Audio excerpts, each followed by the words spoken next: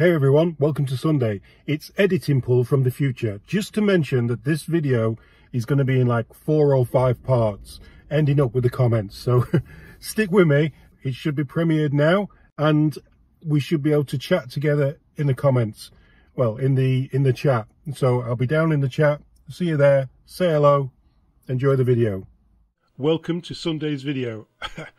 As you can see, I've got a little bit of climate change going on, so if I sneeze or anything, then just ignore me. Anyway, let's get straight into today's video, Sunday's video. We'll have a look at a couple of things on X, and then what we'll do is we'll move straight then into the comments. So let's have a look at the real cost of Canadians. For someone who makes a 6-figure salary, what it costs them to live and work in Canada. If you're earning a 6-figure salary, you should be able to live comfortably in Canada. So this was posted by Canada Proud, but I'm pretty sure this is maybe on TikTok or some, yeah, it says TikTok down here, and it's, the source is Heather Star Sailor. So yeah, she'll be on TikTok. You'll be able to watch this on there, or any other things that she's got to post. Let's have a listen here to what she's saying. So I just want to illustrate how you can be making 6 figures and still be struggling financially. I live in a medium-sized city in Ontario, Canada. I work full-time. My husband stays at home full-time with the kids. I'm not going to go into too many details to protect his privacy, but basically if he could be working, he would be. So my gross monthly salary is about $9,000 after taking off taxes, benefits, paying into my pension and union dues. I'm taking 9,000 is that is a good wage. I wish I was anywhere close to that. Luckily, I got a mortgage from like 2008, so my mortgage isn't as much as what rent is now. Taking home about $5,800 a month. And then I also received Canada Child Benefit for about $700. So in total, my net income monthly is about $6,500. For fixed expenses, our rent is $26.65 a month. Comparing that to an average 1-bedroom apartment in our city now, which is about $2,200, it's not really a lot in comparison for a family of 4 and having enough room for us. Car payment is $660 a month. That is for a used Kia Sedona. Car insurance for my husband and I is about $420. Utilities are about $300 a month. Daycare is $320. Right. Now, even though my husband does stay home full time with the kids, we do send our older daughter to daycare 2 days a week. Again, I'm not going to go into all the details, but it's something essential for our family. Yeah, because you do send your kids to daycare for them to socialize and mix with other children. Otherwise they would just be totally detached. I understand that, totally understand that. And my student line of credit, I pay $200 a month. I have paid off all of my government student loans, but I'm still working on this bank loan. So monthly fixed expenses in total is about $45.65, and then going into variable expenses. So we do spend about $1,200 a month on groceries, so that's food for 4 people. Both my daughters are still in diapers, we're buying formula, we're buying all those other baby essentials. We do all of our groceries at Walmart. We don't buy anything fancy. We try to buy store brand products as much as possible, and everything is just still insanely expensive. It is. And then we also spend about $300 a month in gas.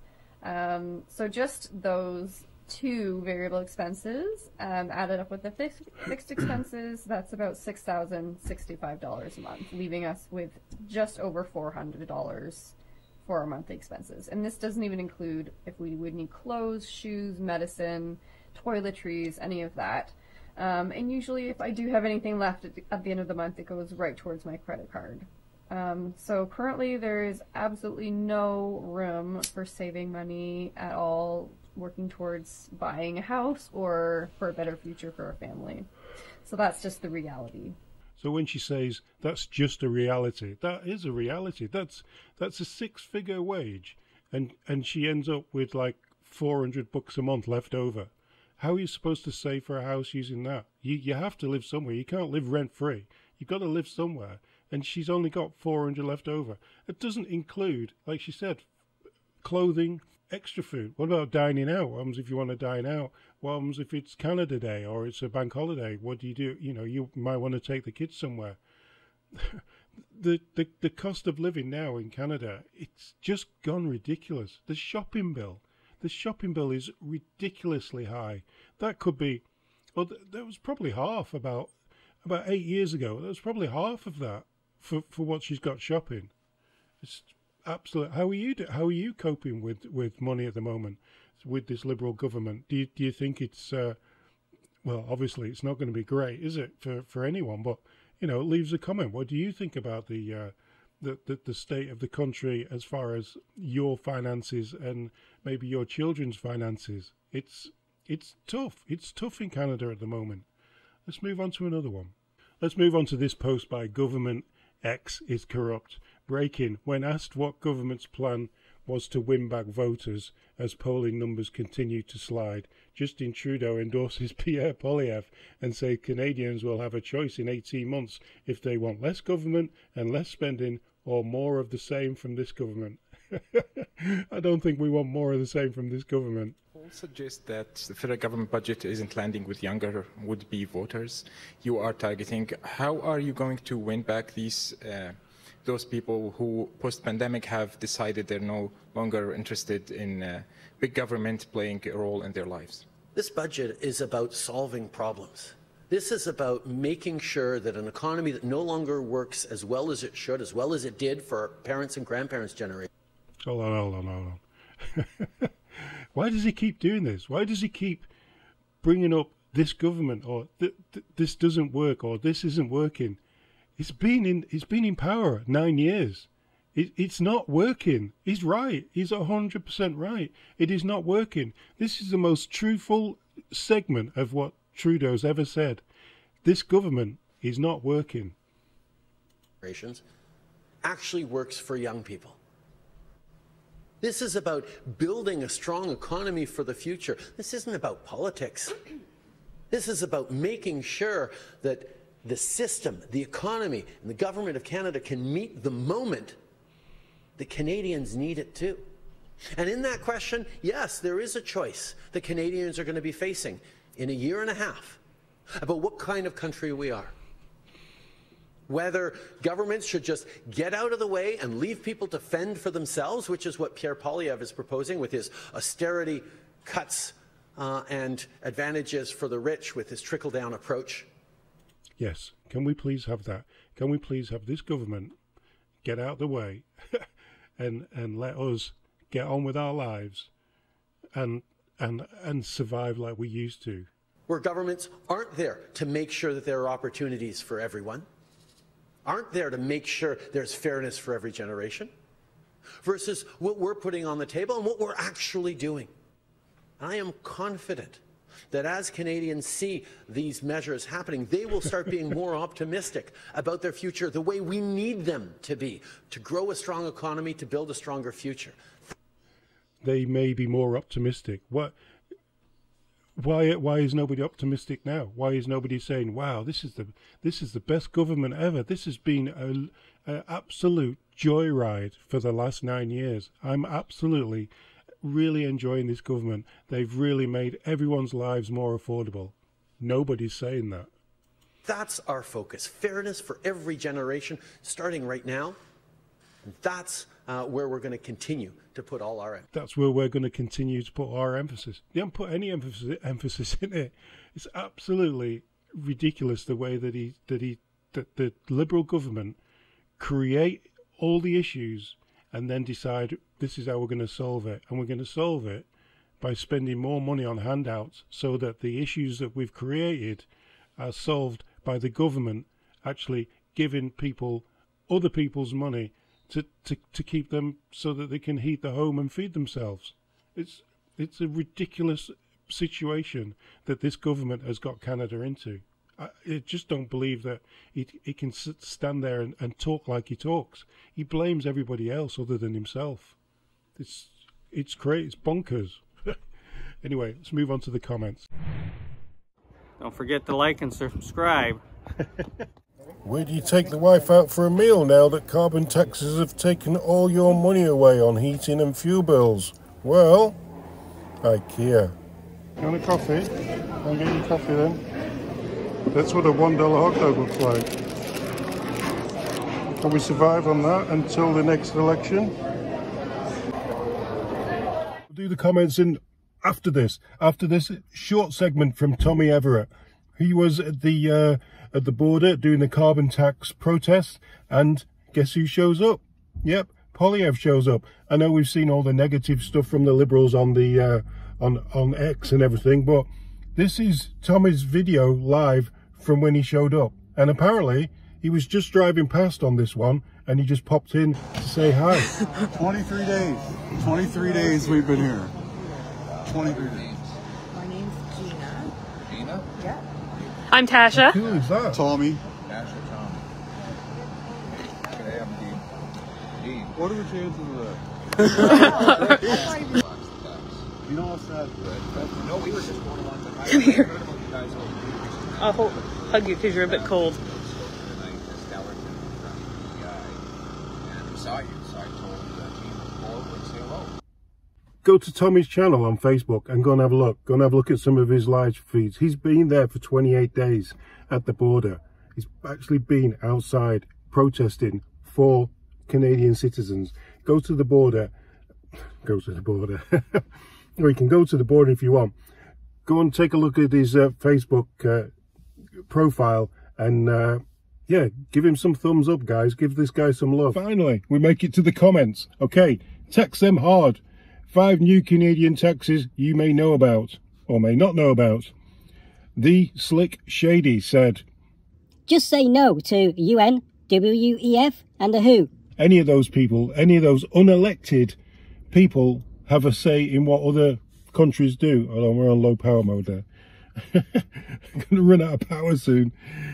Bobby says, I'm surprised she's allowed in Parliament, being a paid trustee for the WEF. 200% conflict interest. She should be investigated by the RCMP, period. Yeah, I think that's going to be her next job. I think she's going to move on from being, well, second in charge of a dictatorship to first in charge of the world dictatorship, I think. It's just, I mentioned 15-minute cities, and yeah, and now we've got that, haven't we, on an island in Montreal. Well, not near Montreal, where they have to show a QR code to leave home or to get back home. That's ridiculous. There's a video somewhere I did other day. I've still got that even now. Climate change, yeah. Damn, keep saying that word. Demi said, I'm going to try not to crack up laughing as much this time, okay?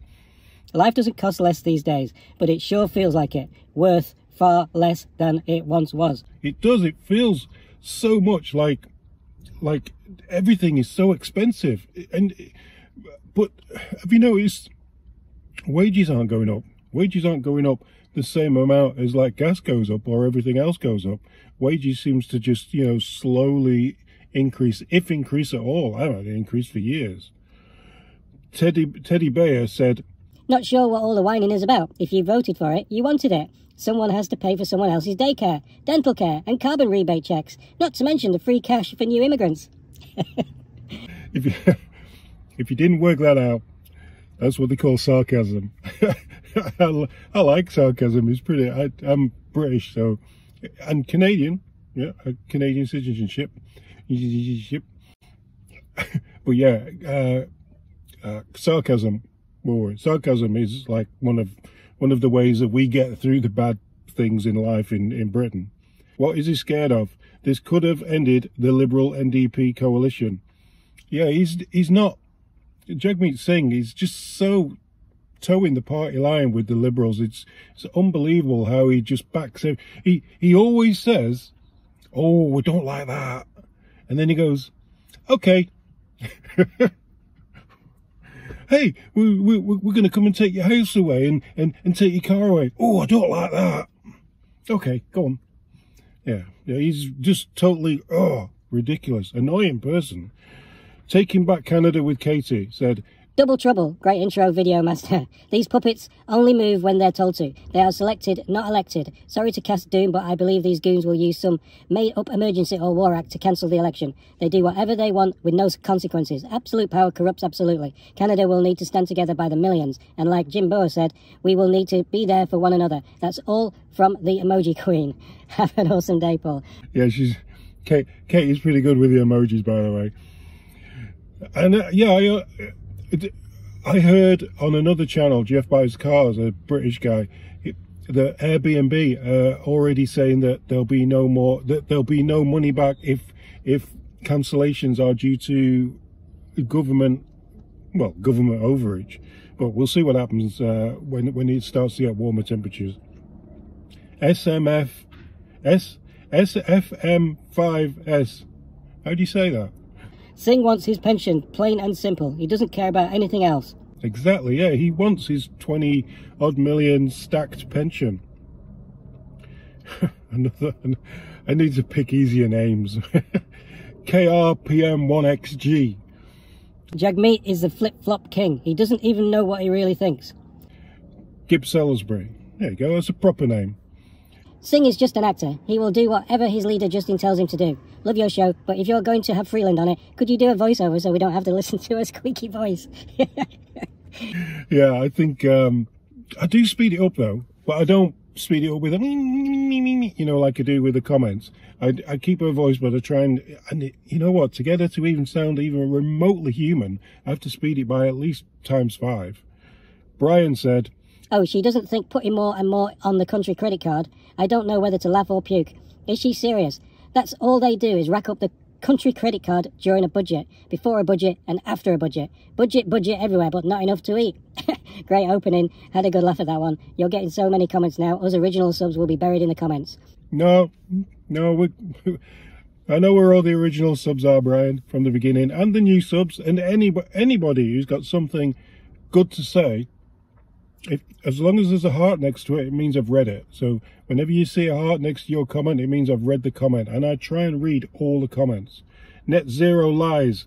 Liberal lies every Canadian needs to hear. And there you go again, Brian. You're on here. But I pinned you on this one. And because this is a longer link of comments that we did.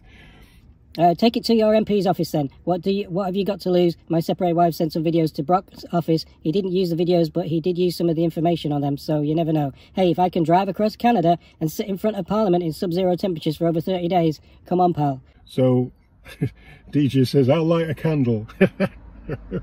Anyway, I've sent it to Jamil, because my MP is Holland, and he'll just ignore me. He'll ignore anything that this channel's got to put out. So yeah, I sent the article, actually sent my video to him, so let's see what happens there. Jackie Law says, what's right is wrong, wrong is right, up is down, my friend, you're amazing, but nothing will change. It will. As soon as we have a vote, as soon as we have an election, things will definitely change. Icky Mac said, we learned this in junior high in the 80s. Remember acid rain, ozone, depletion, fear cells compliance. Get outside and appreciate this great country. FJT. User said, as a farmer, I just finished planting yesterday. Shortly, these plants will be absorbing CO2. 25 years ago, we planted 1,000 trees. So your study is correct, and the government is wrong. Till next time.